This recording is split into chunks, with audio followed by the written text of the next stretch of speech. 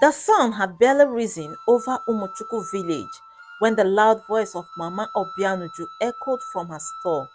Obianuju, come and buy Garri and stop dancing like you are at a wedding. Obianuju, 26, rounded and full of life, twirled anyway, her head wrap flying and her slippers flapping against the dusty ground. Children laughed.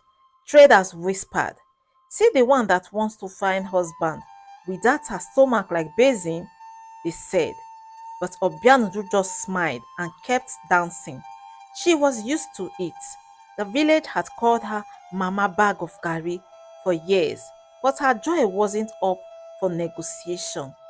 Her big stomach didn't stop her from working every morning.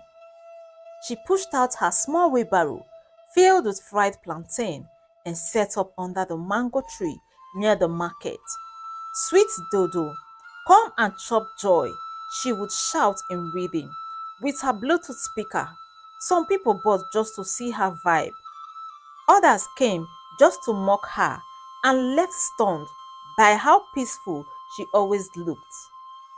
Inside her heart, Obianuju kept three dreams locked tight: to be loved, to run her own food business in the city, and to live a life that made her soul dance.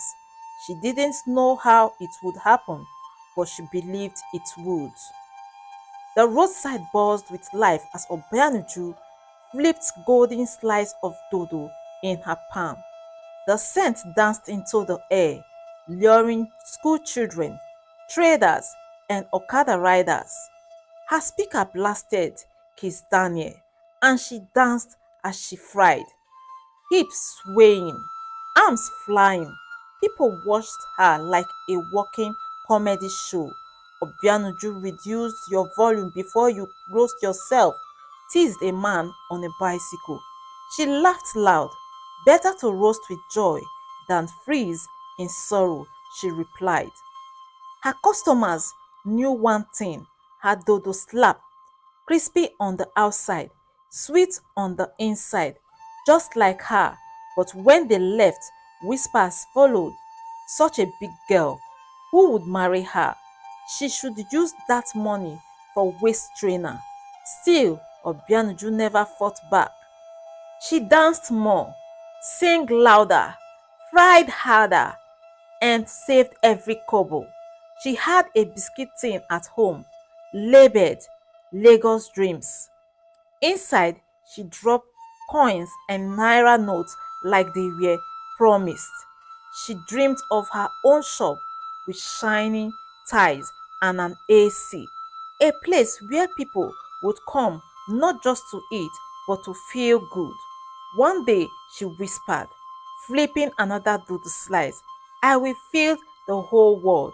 And when she said it, the breeze felt like it agreed. That Thursday afternoon, the market was hotter than pepper soup. Obianuju had just packed up her leftover dodo when three teenage boys ran up. Auntie, your money dey show o. Before she would blink, one grabbed her wallet. Hey, bring it back, she shouted, chasing them with her wide body wobbling, slippers slapping the ground. The boys ran fast until one stumbled into a parked motorbike. A tall, slim man with grease-stained fingers stepped forward. Without thinking, he grabbed the thief's shirt and yacked him down. The other boys fled. Obianuju caught up, panting, my money, my biscuit tin money. She wheezed. The man picked up her wallet and handed it over. You dey save for something big? He asked quietly. Something bigger than me, she replied, trying to catch her breath. He smiled slightly. I am Tobechukwu. I fix bikes across the street. She looked at him properly now. Soft eyes, quiet face, rough hands. He didn't laugh at her like others. He simply said, you should be more careful, but don't stop chasing your dreams. That day, Obianuju didn't just recover her money.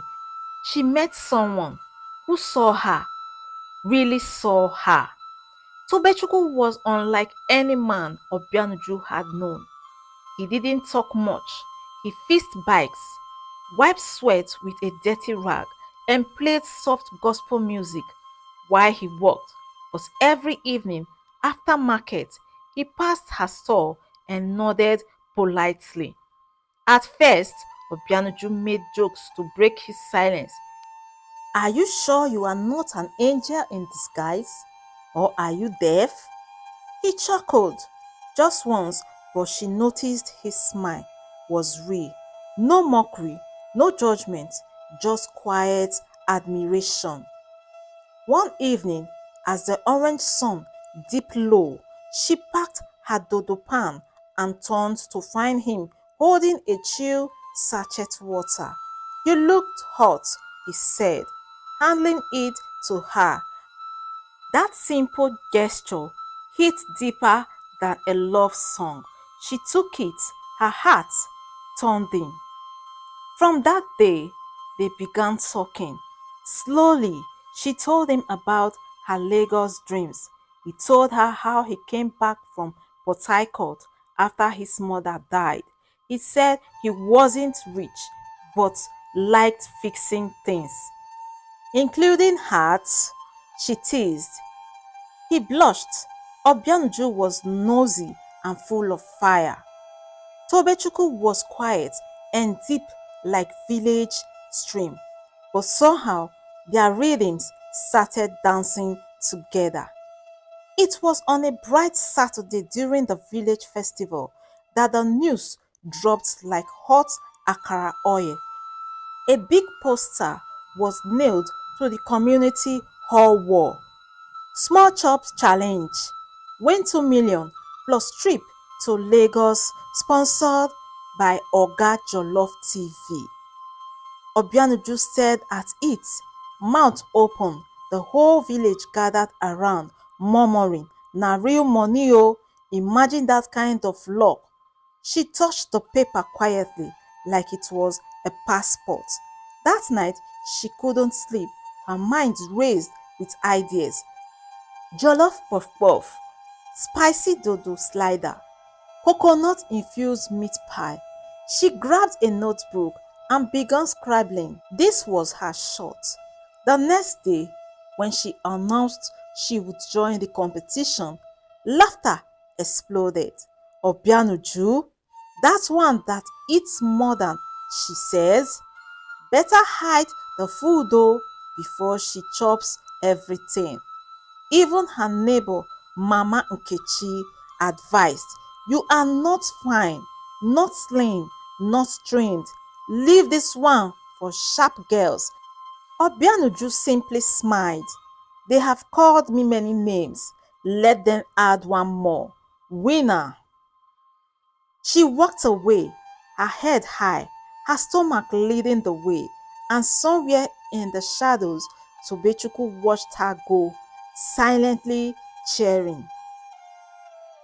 Obianuju spent the next week working double shifts. She sold plantain in the morning and experimented with recipes late into the night. Her small kerosene stove became her lab, and her mother's old jotter turned into a cookbook. She tried everything: mini meat pie with suya spices, puff puff dipped in pineapple sauce, even smoky jollof balls. Some were flops, some were fire. Tobechukwu became her chief tester. "This one sweet like heaven," he would say with a smile. She soaked his compliments like Garri in cold water. But not everyone was clapping.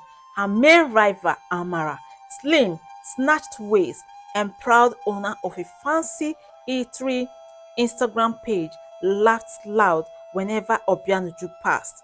"Hope you are not bringing belly to the buffet," she said one day. "You fit chop the 2 million before the judges taste am." Obianuju turned slowly and replied, "No worry, my stomach go enter first, but my talent go finish the race. The people around gasped. Tobechukwu chuckled softly. Nearby, she was learning to fight, not with fist, but with fire from her heart and flavor in her hands. 3 days before the competition, Obianuju's stove spoiled. The burner refused to light, and her oil wouldn't heat. Her mother's old pot cracked from overused.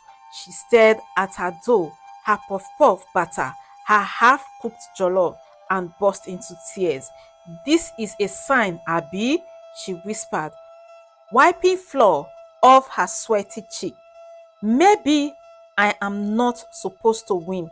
Maybe the belly is all people will ever see."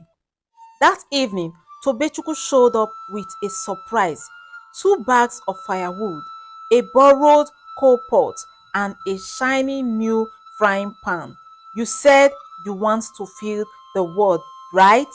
Let's start with this village." She blinked. "Where did you get money for all this?" He struggled. "Sold my extra motor parts. My mama used to say, what you don't give to support someone's dream might later hurt yours." Obianuju hugged him tight. "Nobody has ever believed in me like this before." He smiled. "Believe in yourself first. The rest will follow." She wiped her tears, lit the coal pot, and whispered to her dough, "We rise again, even puffier." The village square transformed like magic. Canopies, long tables, local DJs, and judges in matching Ankara shirts. The small chops challenge had begun. 15 contestants, one dream, 2 million at stake. Obianuju wore her brightest yellow dress and tied her scarf tight. Her hands shook as she set up her stand. Amara stood across from her table, spotless, her food displayed like it belonged in a magazine. Cameras from Oga Jollof TV captured every move.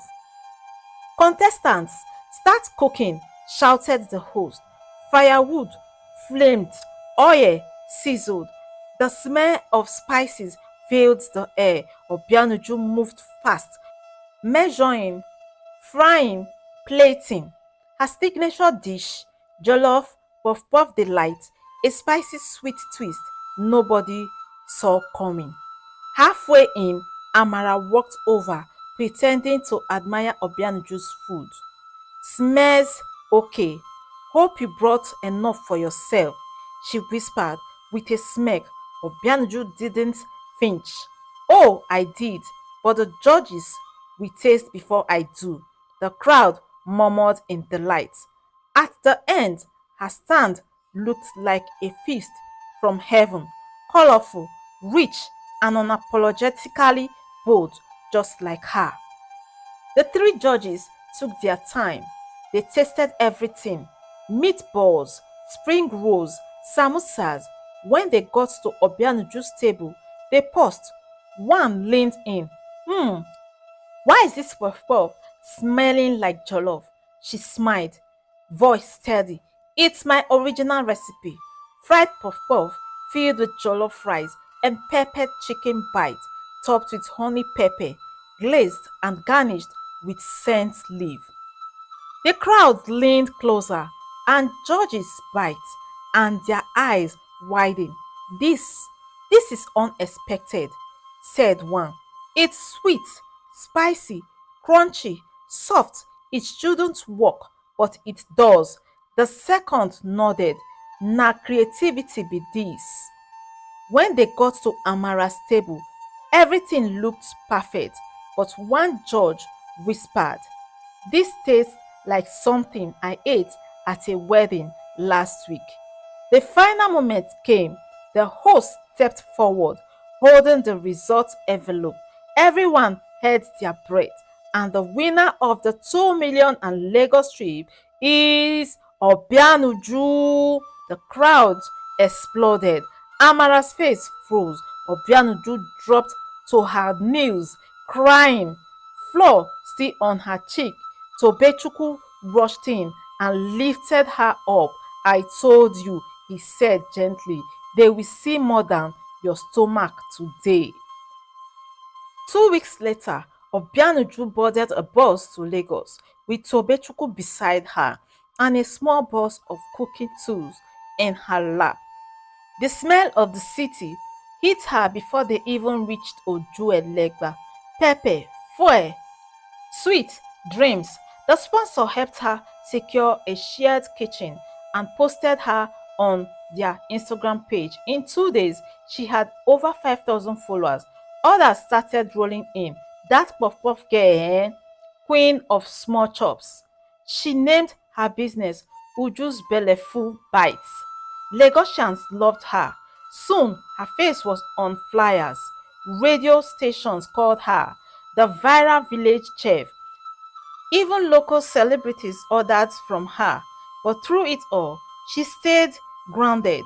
She sent money home. She called her mother daily. And Tobechukwu, he fixed bikes by day, helped pack others by night, and stood by her like a rock. One evening, after a long day of deliveries, he sat beside her on the tiled kitchen floor. "Uju," he said softly, "you are already a queen, but would you let me be your king?" Tears filled her eyes. She nodded. "You saw me before they did." And right there, next to a box of puff puff and tomato paste, Obianuju found the one thing her belly never carried: doubts. Obianuju's face was now everywhere. Flyers, blogs, even a small billboard near CMS Lagos couldn't stop talking about her. Others came in daily for wedding, birthdays, and office parties. She expanded her kitchen and hired 2 assistants. Life was moving fast, but with fame came wahala. Some Instagram comments read, "She is good, but she is too fat for food business. Hope she didn't eat half the menu. They are only hyping her because she's big. It's a pity." Fame. Obianuju saw them all. At first, she cried. She sat in her small apartment, holding her phone and shaking her head. "Why does my body even bother people who can't even cook boiled egg?" she whispered. But Tobechukwu held her hand. "You didn't win because of your stomach. You won because of your soul. Your food is just a bonus." So she posted her reply online. "I am not your aesthetics. I am a chef, a fighter, a woman with flavor and fire. This belly, it's my badge of honor." The post went viral. Thousands of women clapped back with love. Obianuju realized then her story wasn't just hers anymore. It belonged to every woman who had even been mocked but kept walking anyway. Months later, Obianuju returned to Umuchukwu for the village food expo. This time, she didn't come with plantain in a wheelbarrow. She arrived in a small branded delivery van that reads, "Uju's Belleful Bites, from belly to billionaire taste." The whole village lined up to see her. Some came for autograph, others just watched. Mama Nkechi, the same woman who told her to give up, now smiled too, wide. "Our Lagos chef, oh, I always knew you had something in you." Amara hid in her store, but Obianuju walked up to her. "I saved you a plate," she said, handling her puff puff jollof slider. Amara stared in shock. "Why?" Obianuju smiled. "Because I didn't come back to show off. I came back to show love." The village square buzzed. Children danced. Radio journalists interviewed her. Someone even suggested she run for local government food ambassador. Obianuju looked around and whispered to herself, "From this soil I grew, and now I bloomed back here." Just when life seemed perfect, drama struck. A fake Instagram page began spreading rumor Obianuju's recipe as stolen. She bribed the judges at the competition. Her food causes stomach pain. The page posted edited videos and fake screenshots. Others dropped. Clients cancelled events. Even sponsors called for meetings. Obianuju felt the old shame creeping back like cold water. She investigated and boom, it was Amara. The village rival had created the fake page with the help of an ex-employee. Obianuju didn't rage. She gathered proof, hired a lawyer and exposed the truth online without insult, just facts. Her fans rallied, clients returned in floods. Even a popular Lagos food critic made a viral video praising her courage. Amara's page was taken down and she issued a public apology. Obianuju posted one line: "They tried to poison my name, but they forgot I cook with grace." Tobechukwu proposed again, this time with a small diamond ring inside a puff-puff. Obianuju screamed, "You are lucky I didn't throw the ring." She laughed, tears in her eyes.